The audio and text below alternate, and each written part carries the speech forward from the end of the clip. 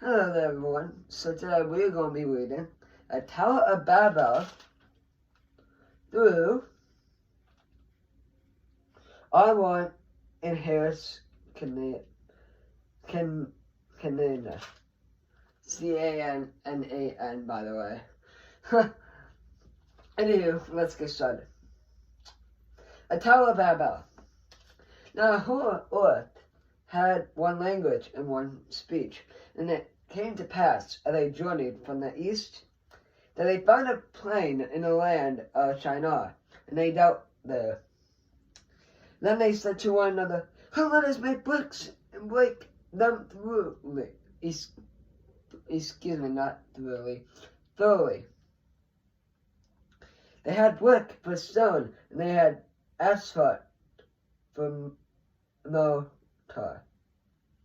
And they said, "Come, let us build ourselves a city, a tower whose top is in the heavens. Let us make a name for ourselves, lest we be scattered abroad over the faces of the whole earth." But the Lord came down to see the city, the tower which the sons of men had built. The Lord said, "Indeed the people are one. They all have one language, and this is what they begin to do. Now, nothing that they propose to do well." Excuse me. Let me reread that sentence. And the Lord said, "Indeed the people are one, and they all have one language. This is what they begin to do. Now nothing that they propose to do will be withheld from them." Come, let us go down, and there confuse their language, that they may not understand one another's language. Another speech, I just say. So the Lord scattered them abroad. From there, over the face of all the earth. They ceased building this city. Therefore its name is called Babel, because there the Lord confused the language of all the earth. And from there the Lord scattered them abroad over the face of all the earth. Shem's descendants. Since the genealogy of Shem was 100 years old, begot by Arphaxad. 2 years after the flood. After he begot Arphaxad, Shem, S-H-E-M, lived 500 years. Begot sons and daughters. Arphaxad lived 35 years and begot Saleah. After he begot Saleah, Arphaxad lived 403 years, begot sons and daughters. Saleah lived 30 years and begot Eber. After he begot Eber, Sarah, there we go, finally I got that name right, lived 403 years, begot sons and daughters. Eber lived 34 years and begot Peleg. After he begot Peleg, Eber lived 430 years and begot sons and daughters. Peleg lived 30 years and begot Reu. After he begot Reu,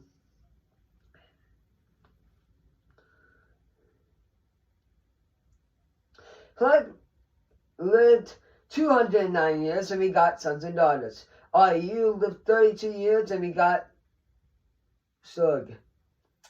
After he begot Sug, Reu lived 207 years and begot sons and daughters.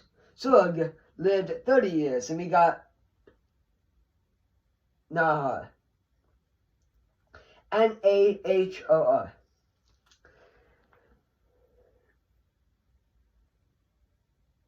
After he begot Nahor, Sug lived 200 years and begot sons and daughters. Nahor lived 49 years, begot Terah. After he begot Terah, Noah lived 119 years, begot sons and daughters. Now Terah lived 72 years and begot Abraham, Noah, and Haran. Terah's descendants.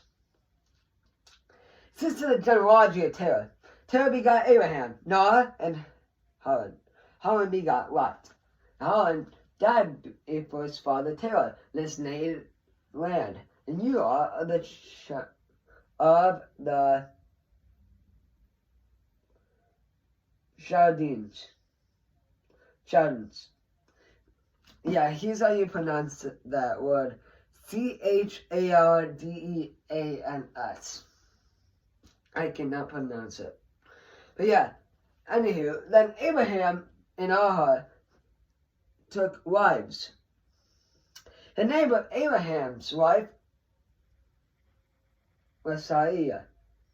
The names of Nahar's wife, Milcah.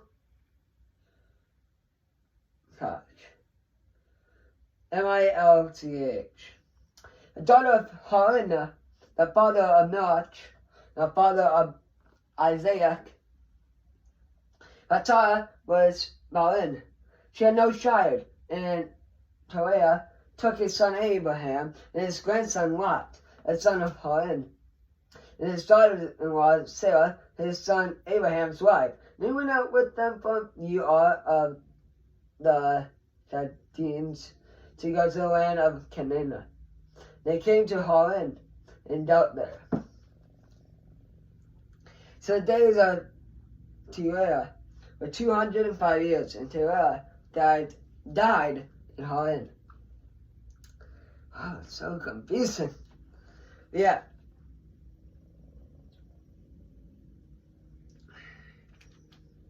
Haran's sister Abraham.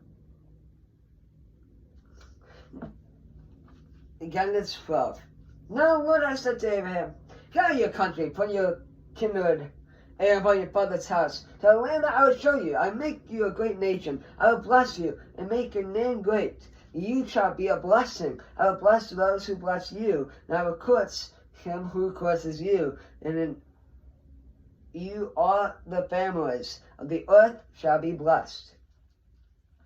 So Abraham departed as the Lord had spoken to him, and Lot went with him. And Abraham was 75 years old when he departed from Haran.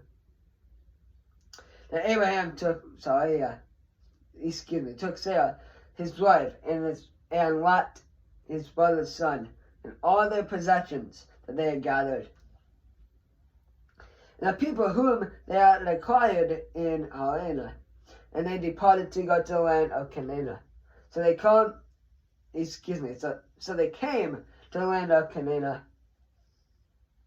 Abraham passed through the land to a place of Shaman, as far as a Terbinth, Terbinth, tree of Morth, and the Canaanites were then in the land. Then the Lord appeared to Abraham and said, to your descendants I will give this land. And then he built an altar to the Lord who had appeared to him. And he moved from there to the mountain east of Bethel. And he pitched his tent with Bethel on the west and Ai on the east. Then he built an altar to the Lord and called on the name of the Lord. So Abraham journeyed, going on still toward the south. Abraham in Egypt. And there was a famine in the land, and Abraham went down to Egypt to sojourn there. But the famine was still in the land. And it came to pass, when he was close to entering Egypt, that he said to Sarah his wife, indeed I know that you are a woman of beautiful countenance. Therefore it will happen, when the Egyptians see you, that they will say, this is what, they will kill me, but they will let you live. Please say you are my sister, that it may be well for me.